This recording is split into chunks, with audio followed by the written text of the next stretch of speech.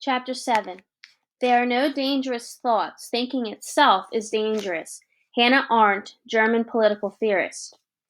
Anna said nothing about her brother on the walk to school the next morning. I didn't think she would. He lived at the university and it would probably be a while before anyone in her family knew he'd left. I wonder if Peter had left behind a note of explanation, or if he would send word to them once he was free. I wondered how they'd feel afterward, proud of his courage or ashamed that he'd abandoned them. And I wanted to know if Peter would ever look back with regret for what he had done. Would I, if it were me who left?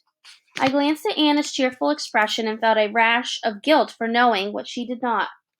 It's just as cold today, she said. Hopefully it will begin to feel like spring soon. The weather was trivial. So were the books in her hands, and her annoyance with the boy who pulled her hair when the teacher wasn't looking. Anna wasn't even thinking about her brother today, and all I could think about was whether he was still alive. Are you feeling okay, Gerda? Anna often preferred to interrupt my moodiness as illness, or interpret my moodiness as illness. It was the way she tried to understand me. Springtime, sure. Was that even what she'd asked? My mind was at Checkpoint Charlie, where Peter would have crossed into the west. Fritz said the car had been specifically designed to hide him, but the border guards always searched carefully and they had dogs, and maybe other detection devices as well. I tried to picture Peter sitting in a coffee shop with the other students right now, laughing at how easy it had all been. But I couldn't laugh. Not yet.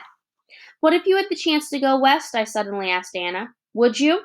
Anna stopped and glanced around to see if anyone was nearby. When she was sure we were alone, she started walking again, then said, Don't ask questions like that. Don't even think questions like that. It was wise advice, though I never could stop my thoughts from coming. They just did, all the time. Maybe I wasn't trying hard enough to stop them.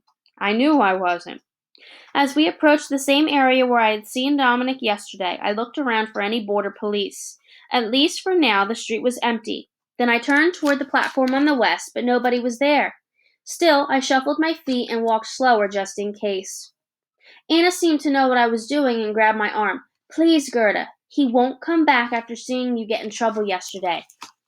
Maybe not, but I still had to hope.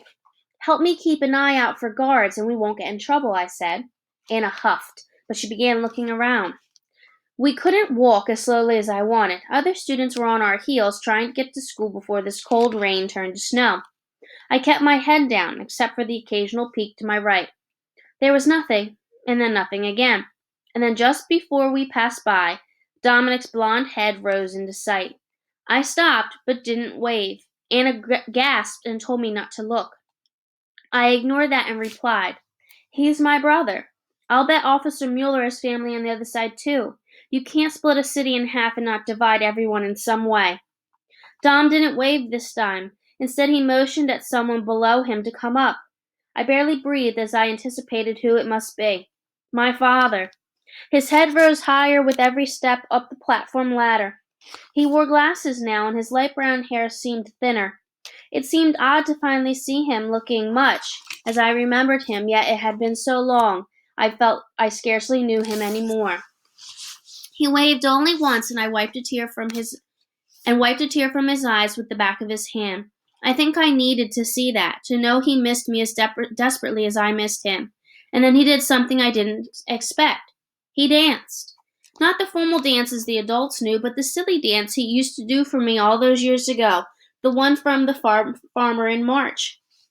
He started by pantomiming the farmer's wife, telling the maids to get back to work. Pantomiming is when it's like charades.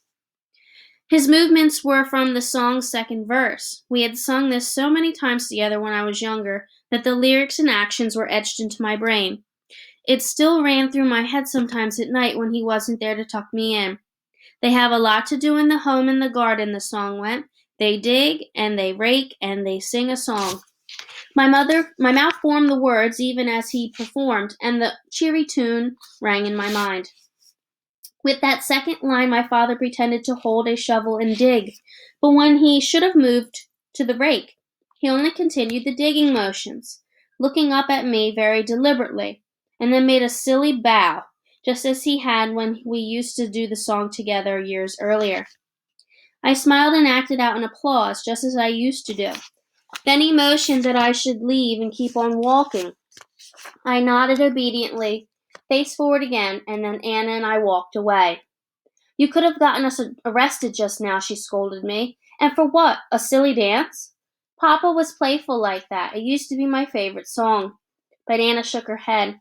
He wouldn't have you take that risk just to show you a dance. No, he wouldn't. It took me the whole school day to think about it. While the others dutifully studied geometry, Russian vocabulary, and whatever else we learned that day, I considered Anna's suggestion that perhaps there had been a message in his words. Why had Papa chosen to pantomime from the middle of the song? If he had wanted me to think about this time of year, March, then the beginning of the song would have made more sense. And if he had danced just to bring up the fun memories, the final verse was the silliest to perform. So why choose the middle? I figured it out during reading time that afternoon, 45 minutes in which I could not recall a single word I'd read. It came down to the mistake Papa had made in his performance. Where he should have changed from a shovel to a rake, he only kept digging. And that was the end of his dance. He was digging. Papa wanted me to dig. But why?